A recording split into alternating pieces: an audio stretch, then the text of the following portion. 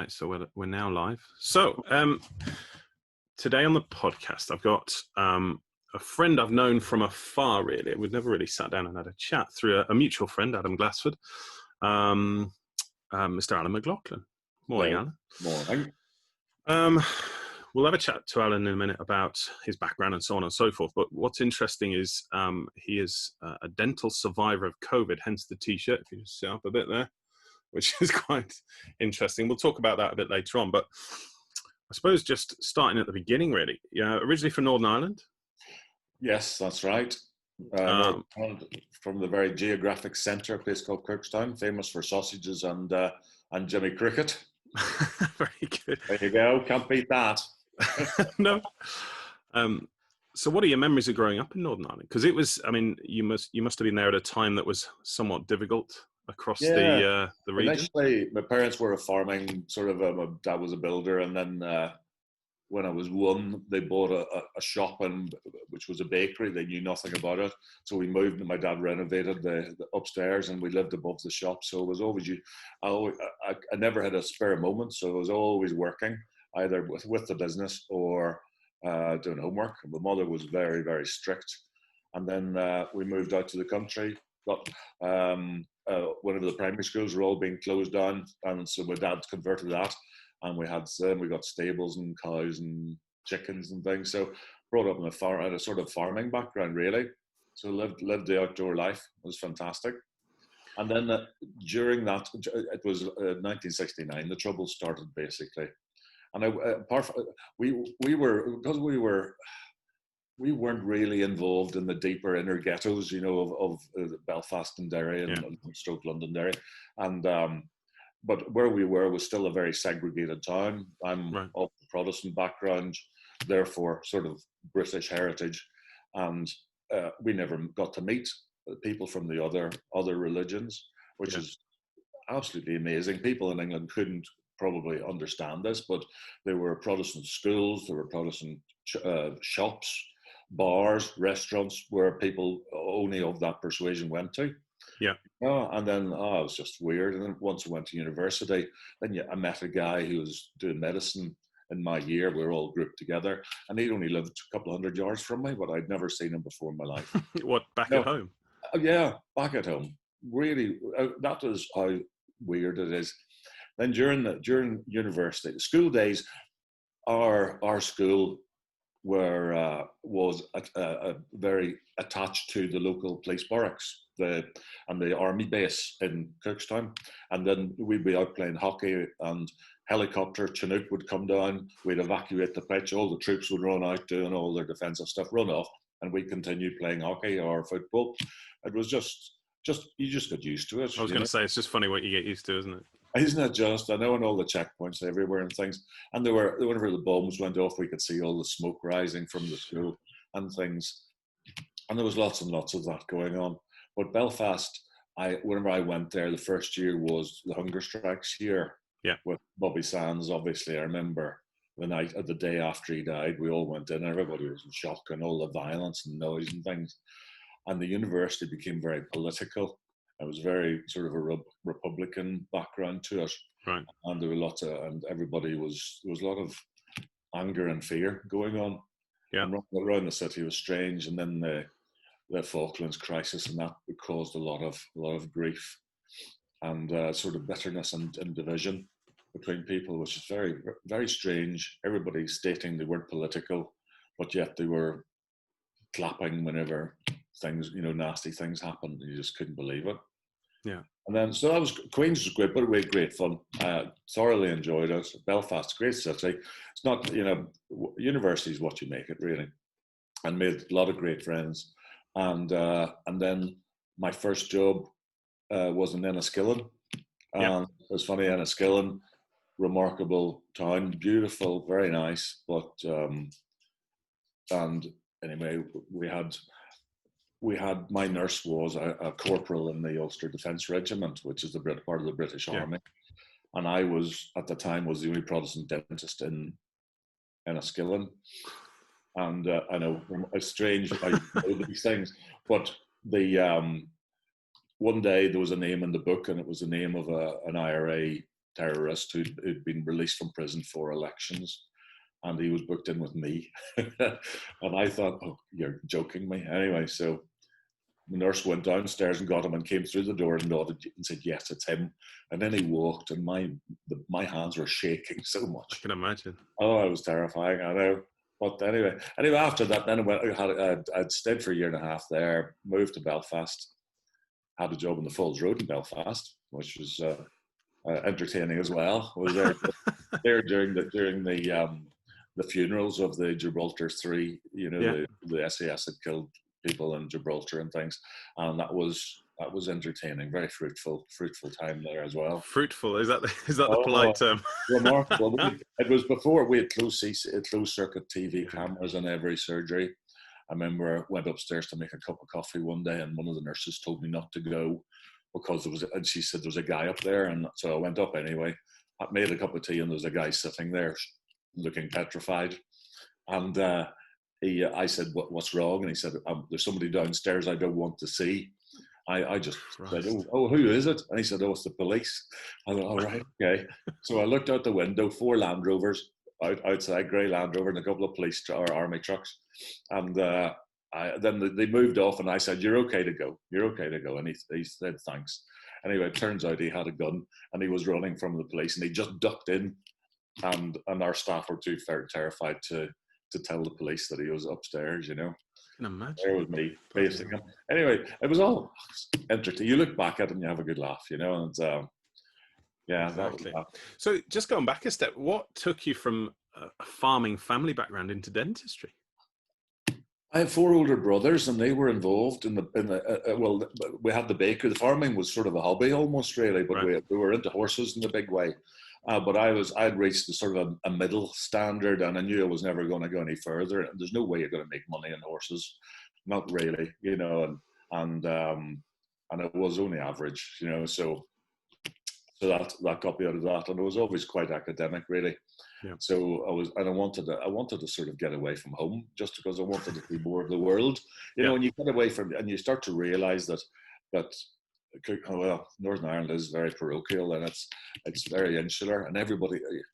When I qualified, I probably knew a dentist in every town in the whole of Northern Ireland, and you do know everybody, and I think everybody probably still does do that, because people go to Queen's tend to only come from Northern Ireland. There are very few outsiders, whereas Newcastle is full of Northern Irish graduates. Yeah, you know, where they tend to travel. But a lot of the guys in Queens, they all they stay in Northern Ireland. So it's an unusual, unique, beautiful little place, you know. But I just wanted to see a bit more, really. So is that what pushed you out towards England, or was that? Well, yeah, I went to Queens, and then I met my now wife, and she was working in the Royal Victoria Hospital, where the dental school was situated inside a large complex, and we got together and stayed together. And she went to Great Ormond Street whenever I graduated, just to get more experience. And we had a very good friend who went to a Belfast school where Trevor Ferguson went to school, in fact. And they got married. Newcastle graduates got married, and they lived near Bradford, a place called Brighouse. Yep. And so we both thought, right, Janet can move up from London. I'll come over from Belfast, got a job in Leeds, and stayed. And that was 1988, so a long time ago. Okay. Yeah, I know, before you were born, Andrew. Not quite. I was 10 then. Oh yeah, all right, yeah. No, so 88. So I got a job in a place called Chapeltown in Leeds. Yeah. We're at NRCSA, mostly Afro-Caribbean and some Asians, but entertaining, great fun. I absolutely loved it. But massively different from where you'd been. Absolutely. As far as Northern Ireland, there's no ethnic issues. That was all religion. And I'd worked on a couple of lively places, really, because I just liked the culture change, you know, coming from a white middle class background, you know, to doing that. And then in Chapeltown, I absolutely loved it. Yeah, so it was full of real characters, and yeah, it was good fun. So you settled down in 88. That's right. You've had 2 kids? 2 kids? We have 2, yes, I know. One's not being shielded, but she's been told to work from home because she can, an office job. So she's in the shed in the bottom of the garden with her computer. And my son's off working with my wife. Yeah. So I suppose that, I mean, you set up practice in Bradford. Was that straight away, or were you an associate for a while and then? No, I was an associate in the Leeds practice for a year, and then me and myself and the other dentist got the chance to buy the practice. So we bought it in 1989, along with another practice over in the eastern side of the city, near Seacroft. And then, so we ran all that, and then she decided to leave through stress and anxiety, and I ran the practice for a few years, and then the opportunity arose for a tender for a new style of sort of traffic light system practice in Bradford about 11 years ago, 11, 12 years ago. My wife was into tendering for recruitment companies for Green Flag and Orange and all these big things, so she knew how to write tenders. So she did all the stuff, all the work, and I just fed her little bits of information dentally. Yeah. And then we were up in front of a couple of corporates, IDH one of them, and I think it was Genesis or something. We won the big contract, and so we found big premises. Janet decided to be a director of a GDC company. She had to have her GDC number, so she did dental nursing. Right. And even though she'd been living with me, understanding dentistry for years, and because she's of the HR sort of background, she does all the soft skills, whereas I do the clinical, sort of thing behind the practice. So we opened the practice 10, 11 years ago, and it's running nicely, and got a fantastic manager who does all the work, and I'm sitting back. So I know we've just discussed this off camera, but where are you with dentistry now? I mean, you've been qualified, what, 35 years? That's right. I was 35, cranky, yeah. Sorry. I know, it's scary, isn't it? The time just creeps up. But yeah, no, I haven't touched a patient since February last year. I just decided I'd sort of had enough, really. And, the things are changing so much, and I'm not sure I would be up to date the way all the younger dentists are, because I might huff and puff and say you don't need to do this and do that. It's old-fashioned stuff in a way, and I just thought it's gone a bit beyond, really. Now all these Facebook groups, you see all the things they're doing, you think, well, crikey, I can't do that. Yeah, but there's still a need for an experienced dentist. I think so. There is a brain drain. It is. I was an FD trainer for 12 years, and you see the graduates coming out, and you have to mother them too much, and in a way, there was a lot of the way you have to do an initial assessment are stuff that you shouldn't have to do for a young graduate. It should be taken as read that they know how to take x-rays and they know local anesthetic. They know how to take out a simple it is frustrating. I remember it feels like they're not getting the practical experience that they once did. And that's got to be the fault of the universities. But at the same time, I remember a shift change completely. I was teaching oral surgery at Manchester, and someone was late for clinic. And I remember as a student, if you were late for clinic, you weren't getting on clinic. They didn't give a hoot about whether you had sort of things you needed to do or whether you had patients. If you took 15, 20 minutes late, don't bother. So this guy turned up 20 minutes late. And I remember him coming in, he had a raincoat on, he had his umbrella, and he looked like sort of the very British gentleman. I said, you can't come on clinic like that. And you might as well not bother, you're late. He said, you can't do that. And I said, I can. It's my clinic. And he went, I'm a paying customer. And because they paid tuition, he then went to my head of department, complained about me. Yeah. And he got him on clinic. And I went, no, that's it. I'm done. As soon as you change the way that is about professionalism, I'd had enough at that point. I remember when we were there, it was shirt and tie, and you have to have shaved. And now, the FD coming in half shaven, like yourself. but that's the way the culture shift. Things have changed a lot. But I've had some great FDs, and absolutely fine. A few of them stayed on and worked, and I'm still closely in touch with them. And they were really good, and I can't. But I've heard of people having issues with other ones, It's tough. There'll always be a mix, but it's you want certain values to have been retained. I think from sort of traditional values. Yeah, I think definitely their focus is certainly on professionalism and communication and note taking. Yeah, and they're fantastic at note taking, but just get the luxators in the hand or the drill. Help me extract this tooth. And you think, oh, good grief, you know. But anyway, it's just the way it is at the minute. And yeah, no, I've still got it. But yeah, my experience is sort of all the different. I've experienced most things really, you know, that on different types of characters that come in and how to handle them. Yeah. And it is quite funny where a young dentist, you know, fitting a denture, the patient will say that denture isn't great or whatever, it doesn't feel right. They ask me in to see what's wrong, and I just say, "Oh, it's fantastic. I couldn't have done any better." And the patient is quite happy and says, "That's all I wanted to hear." It's that patient management, isn't it? It's because you look older, maybe having more experience, and they think, "Oh, the owner's come in and he's okay," you know. It is an unusual thing, and you try to you want to defend your staff and make sure that they don't get treated badly, you know. Yeah, so we're there. So yeah, so I haven't touched the place for a year and a half almost. Wow. Do you think he'll have it? Do you think he'll go back, or do you think that's it? No, I don't think so. I don't think so. Well, we're running the practice now, and we've got 5 or 6 dentists and a therapist, and we're now going through all this UCD or the UDC stuff. And I've got a great practice manager who's got her finger on the pulse, and I keep, you know, we interact quite a lot. And Janet, my wife, is very good with all these things. But Janet has now done her course for mask testing, so she's doing a little bit of that, and she's finding that, you know, because she's got the nursing background, you know, she knows how to help people and how to do the mask testing. I think a lot of people are jumping on the bandwagon, and they may not be all that good at it, really. Yeah, I think it's quite a specific thing, isn't it? I mean, so are you guys fully open now? We are fully open, yes. We've got 2 dentists. We've got a dog here. One second. I know. I'll ignore him for a second. But yeah, we're fully open. We've got 2 dentists working 2 days a week, but we're sort of swapping surgeries, doing the fallow time and carry on. And then we're going on to 3 days a week very shortly.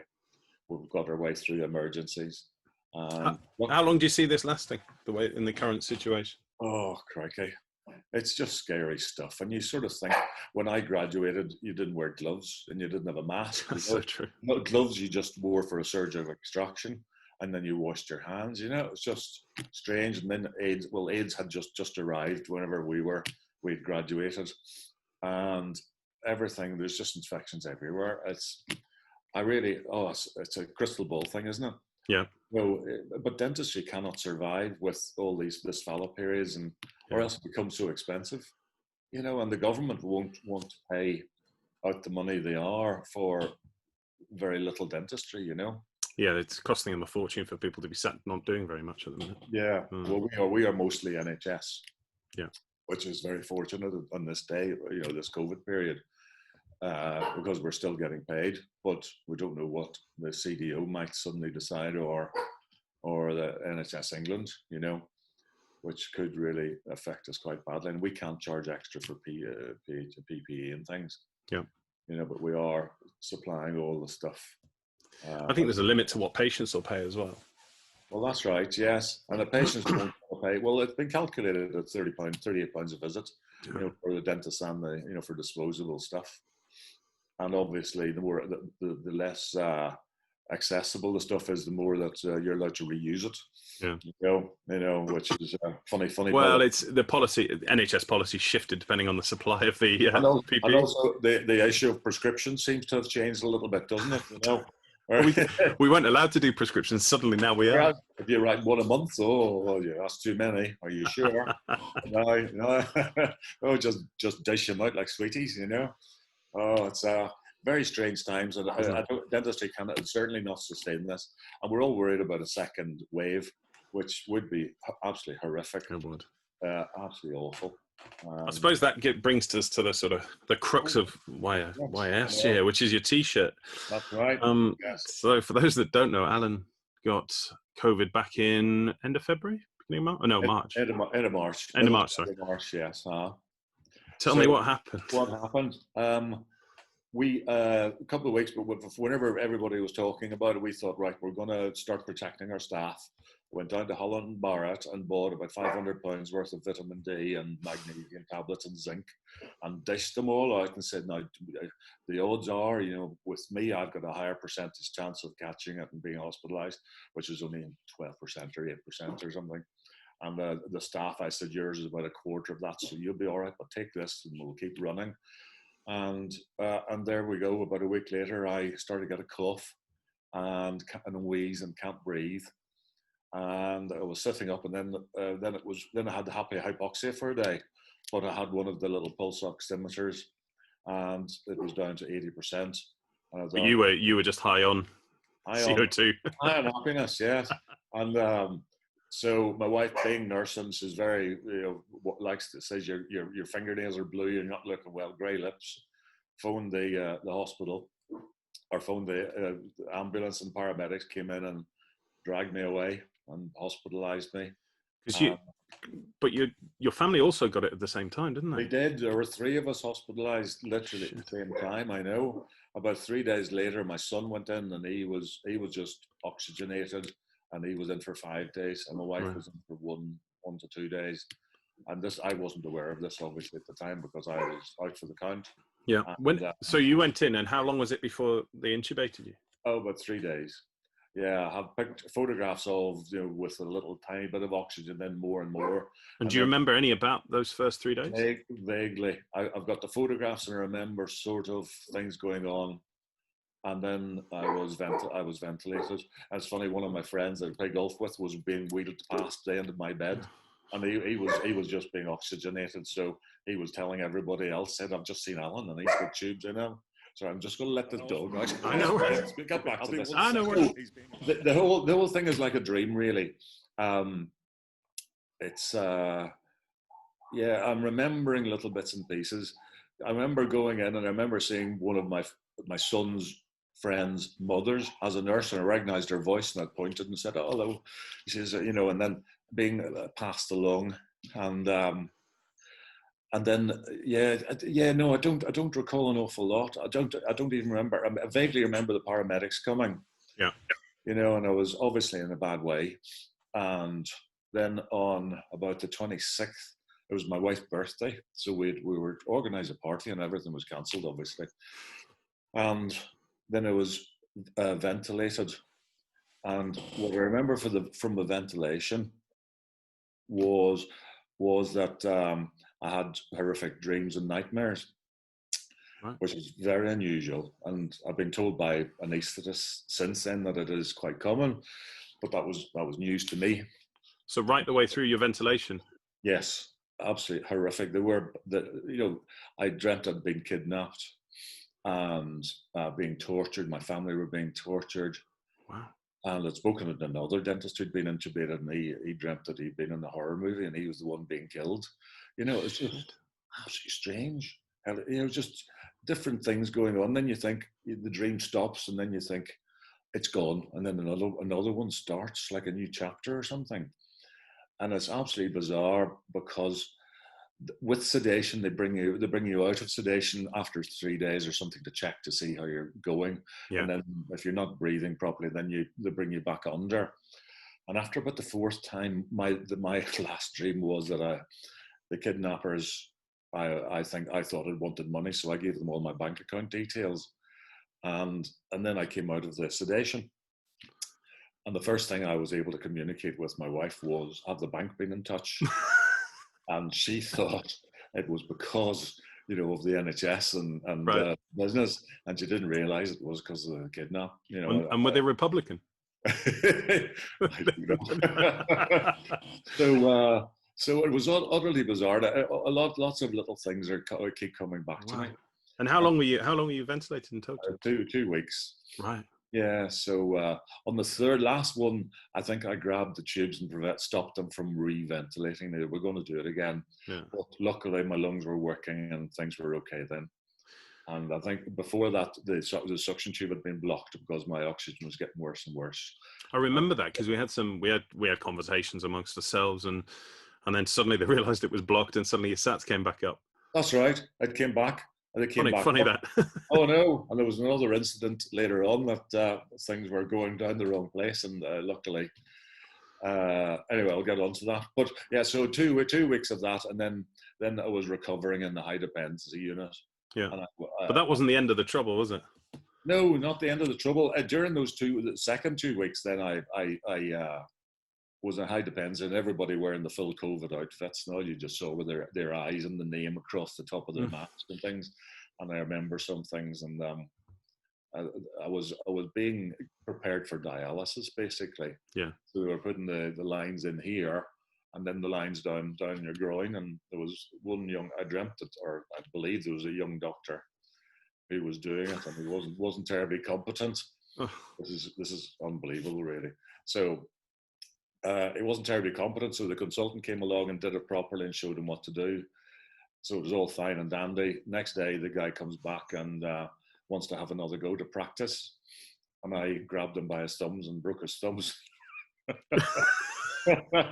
I know, and he was screaming, and everybody's terrified, saying, "Oh, stop it! Let him go! Let him go!" And anyway, this was all. It was a dream, because I spoke to one of the doctors a couple of weeks ago, who I contacted, and I said, "Did I damage one of the doctors?" And he just laughed and said, "No, you didn't." It would have been news all over the hospital if I'd done. I was going to say that would have made front page Daily Mail, wouldn't it? It was so hilarious, and I just thought, but I had to stop him, because it was horrific what he was doing. But these were all just in your head. It's vivid, isn't it? You think it's real, and all the nurses looking after me, they were all ex-nurses of mine, or therapists, or dentists. Right. They all had those voices. It was just I dreamt I was inside an aircraft, and I wasn't in the hospital at all. You know, it's funny. I've written down a question here. You know, did you think that was it at any point? But it sounds like you didn't really have that chance to do that the first bit. No, you didn't know it was it. You weren't aware that of your mortality during that phase. You just thought, I'm in hospital and being looked after. Yeah, yeah, and because you're doped, you're probably drugged up. And I'm not sure what was given, but yeah, you don't fear of that. People always will now say that the people who suffer most are the ones who are at home, not of your health and your injury and your death. Yeah, because my wife wasn't able to see me. Yeah. During the second 2 weeks, I was on a ground floor window, near a window, and she asked the security guard if she could come to the window and stand 15 feet away and look through the window and wave. Yeah. And she was crying and all the rest, and my daughter was there, and they were just so happy to see me. And then after those 2 weeks, I was moved to York Hospital to the renal, there's a more specialised renal unit, because my kidneys were failing. And they were standing near the side of the ambulance, waving and cheering and all the rest, seeing me. And at least I was alive. But dialysis at the time, I didn't even know the severity of dialysis. You're just not aware. I don't suppose you're in any pain, or there's no real symptoms to suggest you're struggling. No, you've got all your tubes in. You've got everything, bags and everything, and you've got all the nasal gastric tubes and all the stuff. And people are doing everything for you. Your life is in your hands. And that's the horrible thing. When in the second 2 weeks, I mentally thought I was fine. I was always trying to escape from the hospital. I knew the hospital was only a mile from my house, and I thought, why don't you come and get me? And I kept dropping my legs out of bed, but thinking I'm going to escape. But my arms were so weak, I couldn't push myself up. Yeah. And the nurses were continually shouting at me to get back in bed. I'm not well. So what were the effects of 2 weeks of intubation? Was it mainly muscle wasting? Was it? Oh, muscle. I'd lost 4. I was overweight anyway, still am. But I'd lost 4. I can join that club also. So I just enjoy life. But 4 stone. It was mostly muscle. My muscles were so weak. In the second 2 weeks, they tried to get me to get up and even just sit up in bed. Sitting up was terrible, and I had to flop back in a dizzy daze, hypotension. And then eventually got up and was able to walk to the door in the room, which was about 5 feet away, 10 feet away or something. And then you just fold over in bed. And even just sitting up in an armchair for half an hour was really hard. I remember they bring whatever I was able to eat. They brought the dinner, and I was lying flat on eating, sort of off my chest, and all the food falling all over the place. But I was just so pleased to be able to eat once they took the gastric tube out. But one night in the last 2 weeks in the renal, I was getting a blood transfusion, and Janet was on the phone to me and saying, "Are you okay?" And I said, "I'm starting to cough a bit and choke a bit. I'm not feeling well." So on the other phone, she phoned the ward, told the nurse to go and have a look. And she checked the tube, and the tube was dripping, was only half in, the nasogastric, and was dripping into my lung, the food. And there I was, I was saved from the virus, but died drowning in food, in recovery. That was the irony of the whole thing, really. They had just entrusted that the tube that had been put in 4 weeks before was still in place, But no, it's remarkable. There's loads of memories all coming back and things, and there's different. Nursing care was fantastic, and some other ones were a wee bit sort of could have improved a little bit, Yeah. But the doctors, everybody was really good. Yeah, no, scary time for the. So family. when did you finally get out of hospital? On the 29th of April. Wow. Yeah, been in for 6 weeks altogether. And the last few days I was starting to eat on my own and was able to get up and shuffle and I actually went and had a shower. But you have to have a seat in the shower because you just can't stand for more than 20 seconds. And you can't dry yourself because your arms won't go behind your head. It's just absolutely bizarre, and the weakness is still there.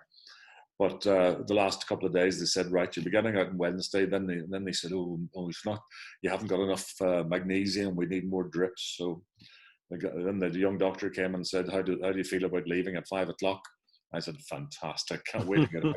Because in the last week, he keeps thinking they're finding another excuse just to keep me in. Yeah. I think this is part of the hallucination as well, where it's just an excuse just for them to keep you in. And you just can't rationalize it. Was there a paranoia there almost? I think so, absolutely. Because you're out of control. You've got everybody's doing everything. You're in a ward where you can't. A couple of wards had no windows. All of them, you're just looking onto a car park, and it looks like the world that's the whole world you're ever going to see again. You think you're never going to see your driveway. You're never going to see your dogs or family. Yeah. Your house, your favorite seat. I noticed you said dogs before family. That's indicative. Cut that bit. We'll go back. Oh, yeah. I know. Because the first things you see when you come to the house is the of course, because you don't need a doorbell. All right, but yeah. So then I phoned Janet and just said, "What are you guys doing this evening?" And she said, "Oh, not much. We're just doing washing and ironing." And I just said, "Well, how do you fancy a trip to York?" And they just started crying and screaming. Oh, wow. It was fantastic, But to see what was missed, and it's funny, during the period I didn't have access to a mobile phone. A couple of times, I got photographs, and the photographs were sent to me via the nurses and things of me with tubes everywhere and looking dreadful. And then there had been loads of messages via WhatsApp and Facebook, wishing me the best from loads of people. A lot of people I didn't know that well, and other people I did, and a lot of friends who are quite religious. They were having prayers in the church and things, which was lovely. Yeah. And it was just so nice. And it's reading it all. It's almost like being at your own wake, the night before. I can only imagine. And you're witnessing all these people making comments about you. And I thought, well, I didn't realize so many people cared, which was lovely. And the outcome of it now is that you do feel like you've got a second life. Yep. And you re-evaluate things that matter and things. And people who do matter, and things in life that are important. I think that's one of my true hopes from all of this, is that we don't just go back to the old normal, that we actually just stop and think, because we're all running far too fast. We are, and we all have. We're all dentistry where we are over regulated, and we've got to just sit back and just chill a little bit. And I'm in a fortunate position where we've got the practice still running, and I can still do that, and I'm not having to chase my tail and worry as much. But I do worry for the people that I employ, but luckily I'm not on the front line, Yeah. But I suppose if I had to, I could do it again. But yeah, you reevaluate things and you start. So how's your rehab now? How are you feeling? I'm not too bad. Yeah, I still get tired very easily. I've been doing a bit of gardening and things, and my fine motor skills are not great with my hands. Still a bit of a tremor. Yeah. My right leg is weaker than my left leg for some reason. I said I lost 4 stone, and most of it was muscle. And I used to do a lot of exercise and training, golf and rowing and gym, CrossFit and things, and I couldn't do anything now. You know, I remember your rowing numbers have always been good. I remember your T-shirt with the Million Miles Club. Oh, that's right. Yeah. Well, about 10 years ago, I had some dodgy knees, and I spoke to the knee surgeon who I knew, and he said, "Alan, just two things: lose weight and build up the muscle." And so I thought, when I went to the gym, I saw there was one guy who was 6'9", and he's a rugby player, and he was screaming on the rower, and I thought that must be tough. So I'll have a go at that.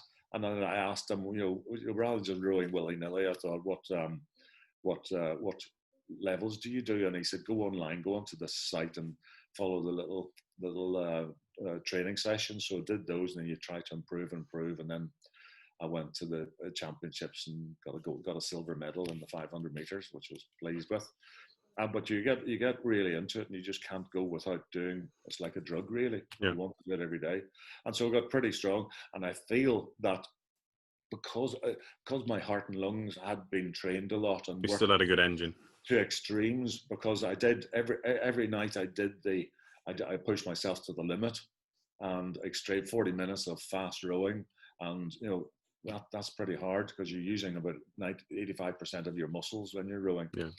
And I think that helped with my lungs and things, my recovery, because on Easter Sunday, which was about a week after me being intubated, the doctors had phoned Janet and said, prepare for the worst. His organs are failing and he's going. And so Janet was phoning everybody saying, look, tomorrow, he's going to be dead. And Easter Monday, Lazarus arose, and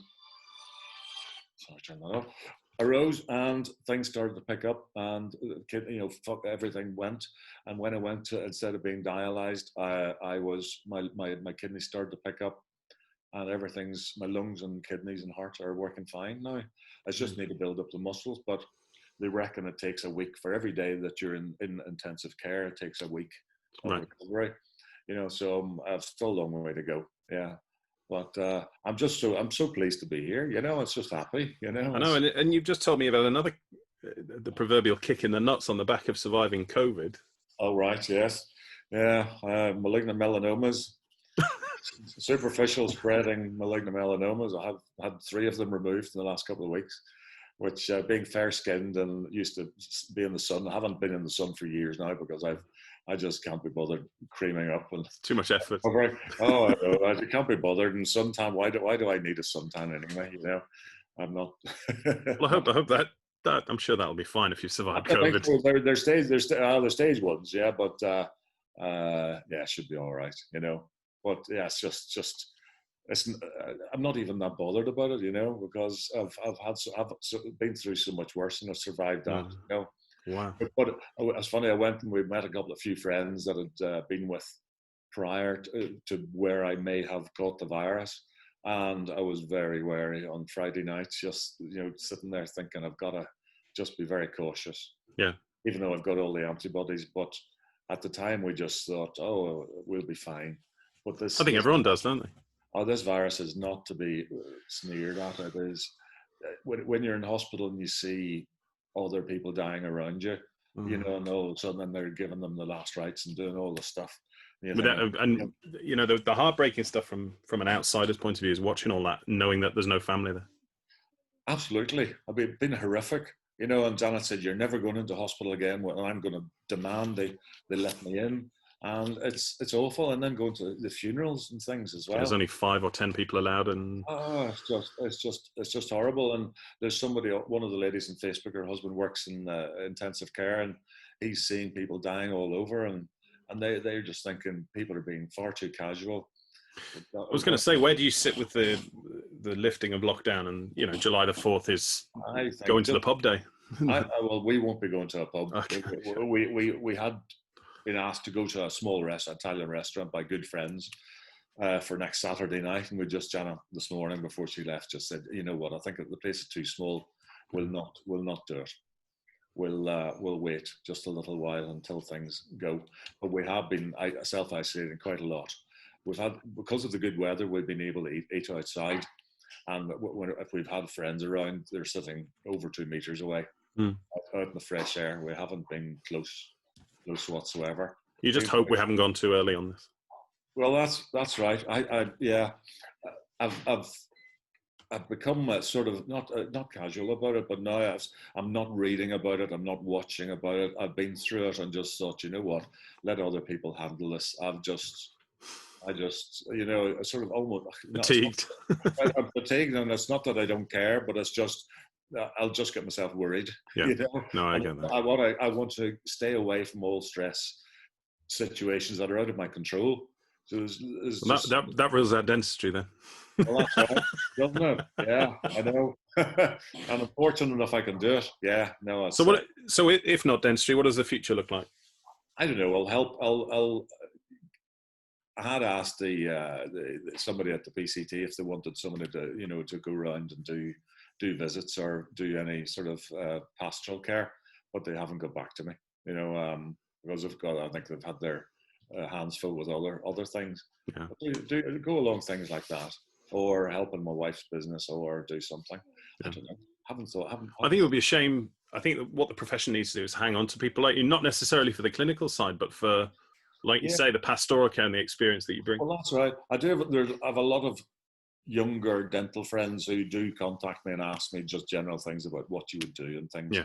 And I don't mind helping and going along there. And I may not know everything or be right, but at least you can give a bit of a mature opinion to say, I think you're okay, And there are other guys who are far more clinically skilled, but I've had 3 practices and I've had all sorts of patients. I've had all sorts of staff, who get up to some tricks, and you get to know what people can do and things. And there's 2 or 3 younger dentists who do contact me quite a lot to just ask about things, and it's nice, and it keeps you fresh as well. You think so. Well, at least I've got some use. Yeah. Hey, look, when I started this, when I came up with the idea of a podcast, it was to some extent selfish for me to speak to people who I knew or knew of through friends and so on, and just to find out more about people and chat about fascinating things and people to tell their interesting stories. And when I sort of spoken to Adam about you, I knew this would be interesting. It just hasn't disappointed. It's been brilliant. All right. And I just want to say thank you for sharing that, because it's obviously very topical at the minute. And I think, if anyone has any sort of doubts about how serious this bloody thing is, I think you only have to listen to the last half an hour. And absolutely. I still worry about being over the top with all the different types of PPE and things, but you got to be cautious. But then how are you going to do intricate dentistry with the masks on and the visors and all that kit? It's just, it'd be so difficult. I think we'll find a balance. I think when obviously when the threat level drops, we're back to a relatively normal PPE anyway. But I think on the basis that over the last half century we've managed to survive other outbreaks of various other things and not caught very much. I'd like to think that our cross infection is pretty good anyway.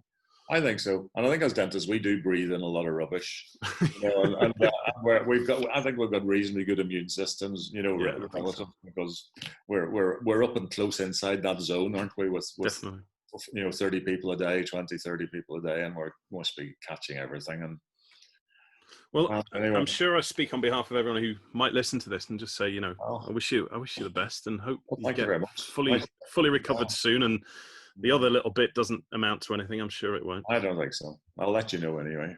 That's brilliant. Thank you so much, Alan. Good man, yeah. And stay safe, everybody.